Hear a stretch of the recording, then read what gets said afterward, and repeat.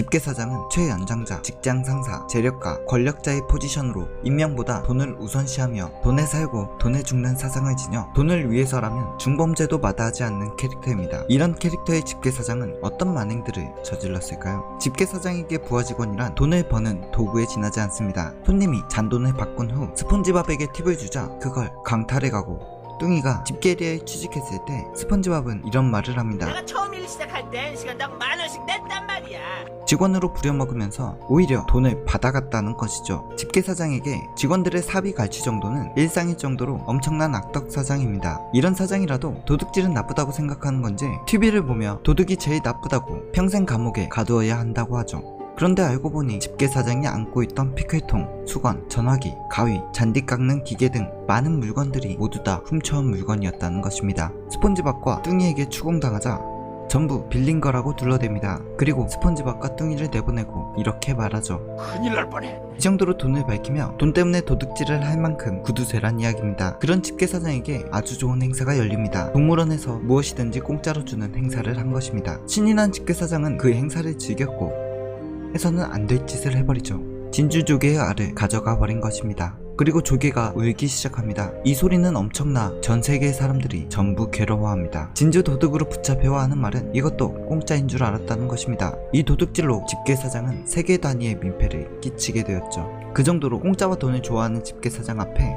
위생감독자인 척하는 무전취직자가 나타납니다. 돈을 줍고 돈에 사는 집게사장에게 무전취직자는 그야말로 악마였죠. 그래서 그 악마를 퇴치하기 위해 스폰지밥과 함께 게살버거에 온갖 더럽고 끔찍한 재료를 첨가해 무전취직자로 보이는 사람에게 먹이려고 하는데 사고로 그 사람이 죽어버립니다.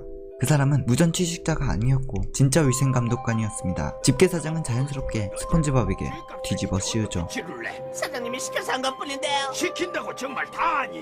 그리고 집게사장은 살인 미수에도 모자라 시체 은닉까지 하려 시도합니다. 뒷부분은 위생감독자가 사실 죽은 게 아니었고 다시 살아나지만 이런 시도 자체가 중범죄였고 집게사장은 돈이 관련되어 있다면 이런 중범죄를 일으키는 것에 대한 죄책감은 하나도 없었죠. 돈과 놀고 있던 집게사장은 엄마가 와 돈을 급히 숨깁니다. 엄마는 새 모자를 하나 갖고 싶다고 집게사장에게 말하는데 말을 돌려버리며 어머니를 내보내죠. 그래도 자식이라고 어머니의 모자를 구해옵니다. 근데 그 모자는 사실 장례식장에 관 속에 시체가 쓰고 있던 걸 훔쳐온 것이었죠. 살인 미수에 시체 은닉까지 할 정도니 시체의 모자를 훔쳐오는 일은 집게사장에겐 식은 죽 먹기였을 것입니다. 그리고 어느 날 집게리아에 음식 평론가가 옵니다. 집게리아를 신랄하게 비판하는 평론가는 스폰지밥이 만든 게살버거만 유일하게 좋은 평론을 내립니다. 그의 집게사장은 모든 것을 스폰지밥 형태로 바꾸고 돈을 벌기 시작하죠. 그리고 상에서 곰팡이가 핀 버거를 스폰지밥 버거라고 하고 팔아먹습니다. 그렇게 대량 식중독 사태를 일어나게 합니다. 그 시간 집게사장은 돈과 데이트를 하고 있죠. 지금까지 벌인 만행을 정리해보면 직원들의 사비 갈취, 저윳도, 세계적 소음공해, 살인미수, 시체 은닉, 시체 훼손, 집단 식중독 정도가 되는데 이 정도면 작은 만행들은 만행 수준에 끼지도 못할 정도가 되어버립니다. 그렇게 집게사장의 작은 만행은 제쳐두고 큰 만행들만 더 보도록 하죠. 어느 날 징징이가 꽃미남이 됩니다. 그런 징징이를 보러 손님들이 모여들죠. 집게사장은 바로 장사할 생각을 하는데 징징이의 얼굴이 원래대로 돌아와 버립니다.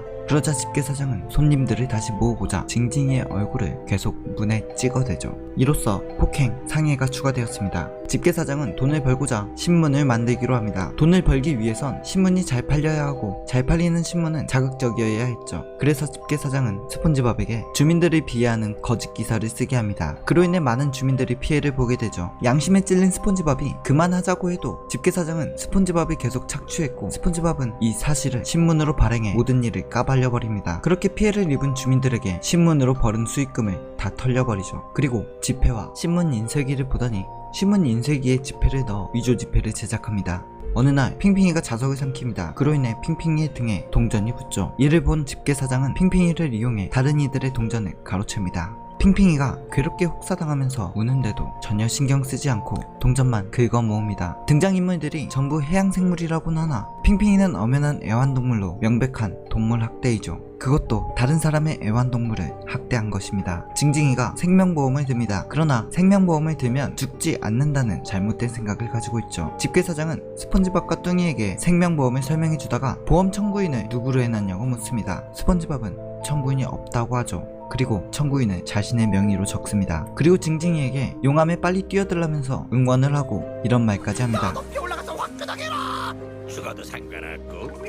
뛰어내리려는 징징이에게 설명을 해주지 않고 뛰어내리라고 응원을 하는 것 보면 확실히 죽기를 바라고 생명보험비를 자신이 받고자 한다는 것을 알 수 있습니다. 그러나 역시 아이들이 보는 애니인 만큼 그것이 이루어질 리는 없겠죠. 그런데 보험이란 소재를 쓰는 것 자체가 아이들을 위한 애니가 맞나 싶습니다. 이 이외에도 집게사장이 저지른 만행은 많으나 여기까지 집게사장 만행만 정리해보아도 직원 사비갈취, 절도, 세계적 소음공해, 살인미수, 시체 은닉, 시체 훼손, 집단 식중독, 폭행, 상해, 가짜뉴스, 위조지폐, 동물학대, 보험사기 정도가 됩니다. 이 정도면 이 애니의 빌런은 사실 플랭크톤이 아니라 집게사장이 아닐까 라고 생각이 들게 됩니다.